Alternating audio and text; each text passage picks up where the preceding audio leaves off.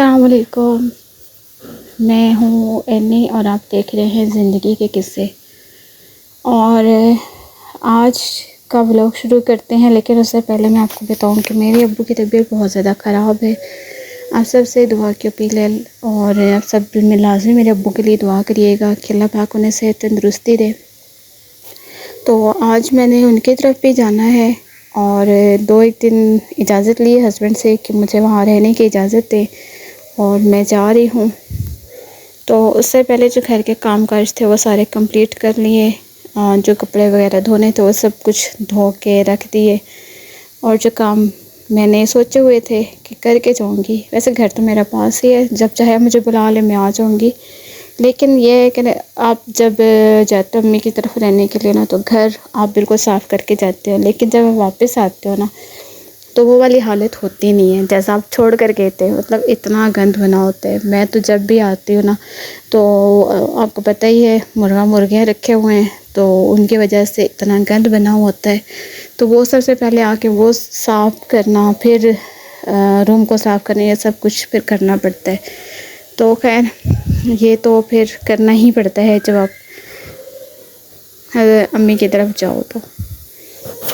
तो मेरे हस्बैंड की आदत है ना कि बहुत मुश्किल से मुझे मेरे अम्मी के घर रुकने की इजाज़त देते हैं। तो इस बार मैंने कहा कि मुझे 2 दिन की छुट्टी दे, क्योंकि अब्बू भी बहुत ज़्यादा बीमार है और मुझे बहुत जो है कब से बुला रहे थे। तो इस वजह से मैंने कहा इस बार तो मैं जाऊंगी। और यहाँ पर शायद हाँ, मैंने जो है बाहर सैन वगैरह भी धो दिया था। 1 दिन पहले मैंने सारे जो घर का काम था वो ख़त्म कर लिया था कि जब वहाँ जाऊँ तो फिर जो है वापस आऊँ तो इतना काम ना हो करने के लिए।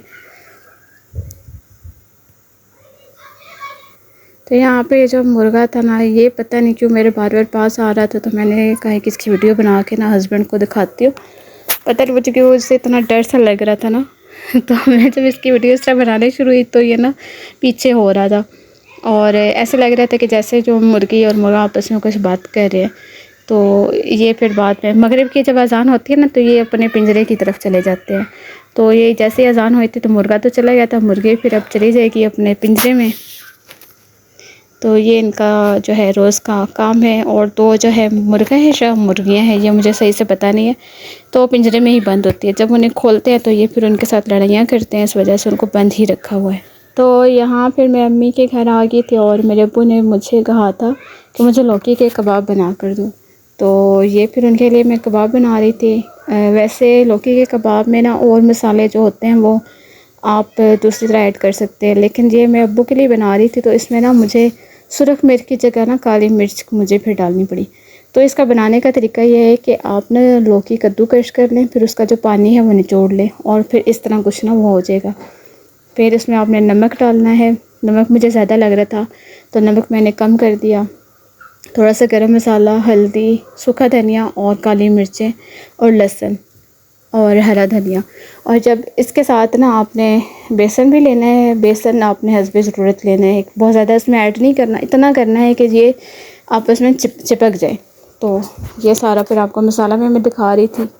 और ये इंतहाई मज़ेदार लज़ीज़ बनते हैं, आप भी किसी दिन ट्राई करिएगा, बहुत मज़े के बनते हैं। और इसमें ना आप काली मिर्च की जगह आप सुरख मिर्च भी ऐड कर सकते हैं। वैसे काली मिर्च का भी बहुत अच्छा जायका था। तो ये टोटल 9 कबाब बने थे और ये ना मैंने बहुत पतले पतले से बनाए थे, क्योंकि जब मोटे आप बनाते तो ये इस तरह फिर इतने पकते नहीं हैं, कच्चे रह जाते हैं, तो इसलिए पतले पतले बनाते हैं। साथ चटनी भी बन गई थी और भाभी आटा गूंद रही थी। तो अब्बू ने कहा कि मुझे ना ऐसे ही खाने चटनी के साथ, और फिर वो इस तरह खा रहे थे, उनको अच्छा लगा था। और इसके बाद मैं अपने भतीजे के साथ गई थी एटीएम ना, वहाँ से पैसे निकलवाने थे, तो उसके साथ गई थी। और ये इसकी स्पीड इतनी तेज़ थी ना, मैंने कहा मेरे साथ साथ चलो, बहुत स्पीड इसकी तेज़ थी। तो खैर इसी के साथ मैं अपने व्लॉग का भी एंड करती हूँ। उम्मीद करती हूँ कि आपको मेरा व्लॉग अच्छा लगा होगा।